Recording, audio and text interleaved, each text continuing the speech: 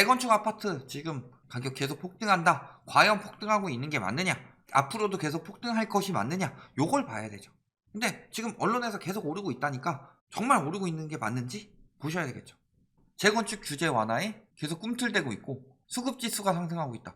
매매 수급지수는요. 이거 부동산원에서 책정하는 거죠. 재건축을 따로 책정하지 않습니다. 오히려 시도별 이런 것도 잘 되지 않아서 지역도 막 묶어서 동남권, 서남권 이런 식으로 하고 있는데 재건축 기대감에 꿈틀했다는지 어떻게 정확히 알죠? 매수 문의 급증하고 있다. 이거는 뭐 중개사들 얼마든지 이야기할 수 있는 거죠.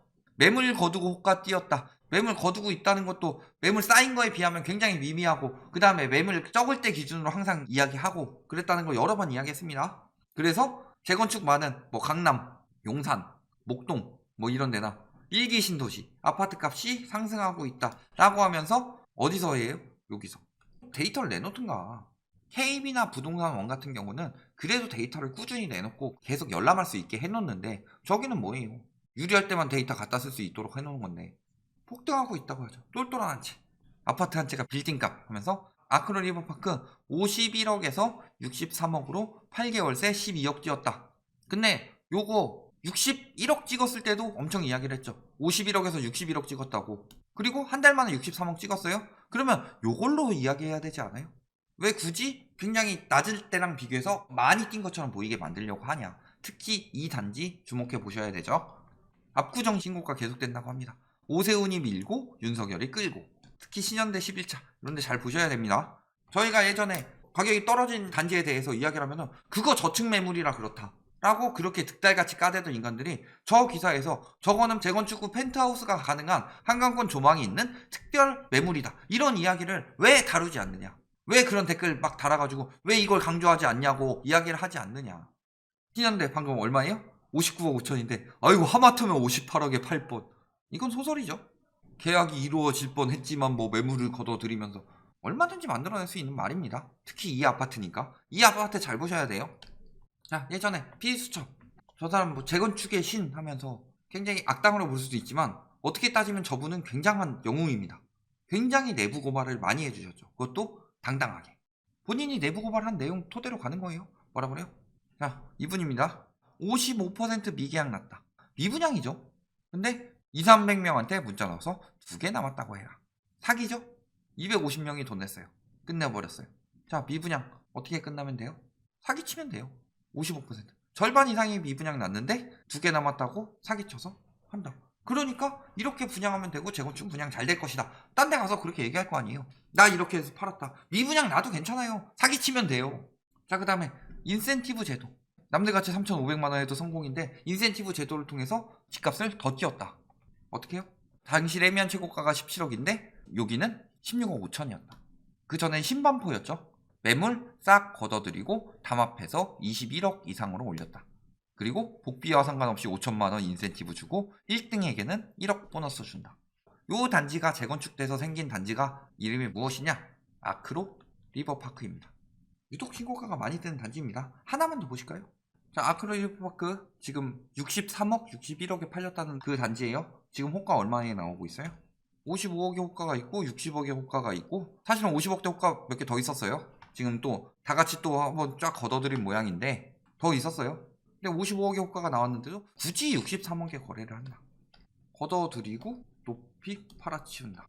장난질 치고 있을 가능성이 굉장히 높다는 거죠. 공인중개사도 딸기 공급책을 여기에다가만 준다. 자, 말 듣지 않는 공인중개사에게는 매물 걷어들여놔. 담합하고. 그러면서 가짜 계약서 사진 찍어서 부동산 중개사들한테 보내고 실거래가는 안 뜨는데 계속 이렇게 보낸다. 띄워달라고. 그리고 아까 신현대 아까 거기랑 같은 차수 여기 들어가 있습니다. 예비추진위원회에 이분이 추청 설명만 했겠느냐. 서초에 레미안 땡 1배12 이거 있죠? 거기 어땠어요? 말만 설명이지 가가지고 완전히 본인이 조합장처럼 쥐락펴락 하고 있더만. 저긴 다를 것 같아요. 똑같은 거예요. 왜 저런 데서만 굳이 신고가가 계속 뜨냐. 일부 단지 핵심적인 데만. 신현대나 현대나 거기 옆에 다 붙어있는 거고 당연히 의심갈 수밖에 없죠. 굉장히 우리나라 부동산법의 허점인 게 신고가 찍어놓고서 잔금 안 내고 등기 계속 안 치고 있으면은 해지 신고 안 했다고 해도 안 떠요. 그래놓고서 이제 굉장히 나중에 그냥 계약 취소 그때 하더라도 늦지 않죠. 1년 넘어서 취소한 것들도 굉장히 많다. 그러면서 돈은 누가 먹어요? 연봉 20억 받아봤자 140억 밖에 안 돼요. 왜? 아까 몇 단지짜리였죠? 1612세대 16억 5천에서 21억 밑으로 다 내렸다고 하면 한 4억 5천 올린 거죠. 1600세대라고만 합시다. 곱하면 얼마예요? 7200억이 남죠. 이거 140억 껌이죠. 받아갈 자격이 있죠. 저런 식으로 투분양자들을 해가지고 돈 다 빨아먹고 이런 쪽으로 돈을 가는 거다. 그리고 말 안 들으면 제명시켜버려서 앉아서 손해보게 만든다. 저런 권력이 왜 저 사람들한테 주어져요? 비합리적으로 제명시키고 막 저런 권력들을 쥐어주죠. 근데 왜 저런 사람들 냅둬요? 내 돈 벌게 해주니까. 저거야말로 공산주의 아니에요? 이분 오셔가지고 저 종갓나 모가지 따부르라 막 하면은 가서 모가지 따버리죠. 요즘에 삼촌이 나한테 자꾸 방해를 하네? 삼촌 묻어버려 하면 삼촌 묻어버렸죠. 똑같은 거 아니에요? 누가 누구한테 빨갱이래? 제가 해주고 싶네요? 재건축 집값 계속 오른다고요? 이 닥쳐인 빨갱이 새끼야! 저거야말로 진정한 빨갱이 아니냐. 말 안 들으면 손해보게 만들고 잘라버리고 그러면서 우소부리의 권력을 누리고 하는 거죠. 하자고 하면 도장 찍을 수밖에 없다. 꼬장 부리면 여러분 매매도 못합니다. 왜? 부동산에서 이 사람 거 마음에 안 들어가지고 조합 잘리면은 팔고라도 싶을 텐데 팔면은 매매도 못하게 만들어버려요. 왜? 부동산에 압력 넣으면은 이 사람 편이 많지 당연히. 양심에 찔리는 사람들도 큰 손해를 보도록 만들어버리니까 참여를 못하는 거죠. 조합에서 떨어져 나가면 뭐 돼요? 현금 청산 대상이죠. 어쩔 수 없는 거다. 손해를 보지 않기 위해서. 저기 있는 사람들이 대부분이 나쁜 놈들이냐 이렇게 말하는 게 아니라 일부 나쁜 놈들이 권력을 독점하고 휘둘러서 선량한 사람들까지 피해를 보면 물론 가담하게 만든다. 굉장히 치졸한 수법이죠. 고등학교 때 일진들이 왕따 괴롭히고 있으면은 모른 척하는 사람들도 죄는 죄죠.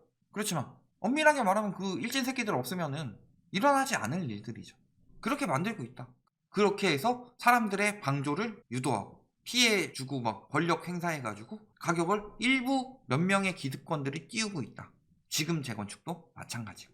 그러니까 호가 올리도록 언론이 계속 유도하고 있는 거고.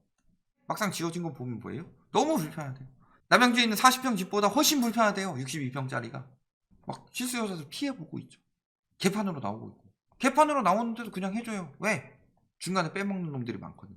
H사가 들어갔어요. 라지 H사는 오리지널인데 여기는 동남아 조립하는 제품이고 50에서 30% 싼 거를 가재를 갖다 쓰고 있어요. 분양가는 그렇게 처받아 놓고 시즘 회의하면 올라가요. 막 30매덕이 갑자기 막 100억으로 뛰고 그래요.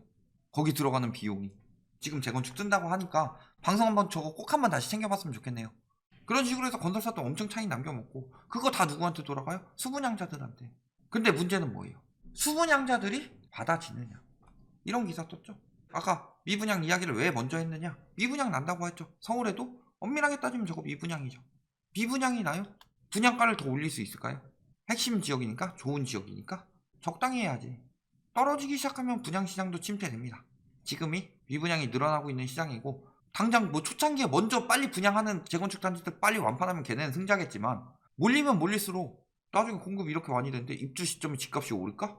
이런 생각이 당연히 들 수밖에 없죠. 사면은 세금 나가고 될 때까지 막 해야 되고 저런 갑질에도 시달려야 되고 스트레스 쌓이고 그런데 예금을 했다면 금리는 계속 올라가는데 10에서 11 왜 올린대요? 예금 금리는 안 오를까요? 윤석열 당선인께서 예대 금리 차를 줄인다고 합니다. 그럼 대출 금리를 내리겠어요? 예금 금리를 올리겠어요? 대출 금리는 폭리가 아니에요. 수익은 늘어도 빌려간 돈이 워낙 많아서 대손 충당금이 개박살이 났다. 그런데 6개월 뒤에 뭐 있어요? 만기 연장. 그거 딱 들어오는 순간에 은행의 연체율 막 가계대출 줄어 보이고 지표 좋아 보이죠? 이거 한 방에 박살나요. 그러니까 금리 인상되고 계속 인상되면서 예금 금리 올리고 그러면 재건축 아파트는 예금 금리든 대출 금리든 금리가 올라가는 순간에 수익성이 굉장히 떨어진다. 수익성은 떨어지고 완판 보장도 안 되고 지금 가격 잔뜩 껴가지고 나중에 신축으로 똑같은 가격이 나오더라도 가능할까 그것도 의심 가는 상황인데 미분양이 슬슬 늘어나고 있다. 재건축 아파트에 무슨 메리트가 있어요? 대면 메리트예요? 저는 재건축 신고가 다 거짓이라고 이야기하지 않겠습니다. 유독 거기서만 주로 나오죠. 의심이 많이 간다는 거죠.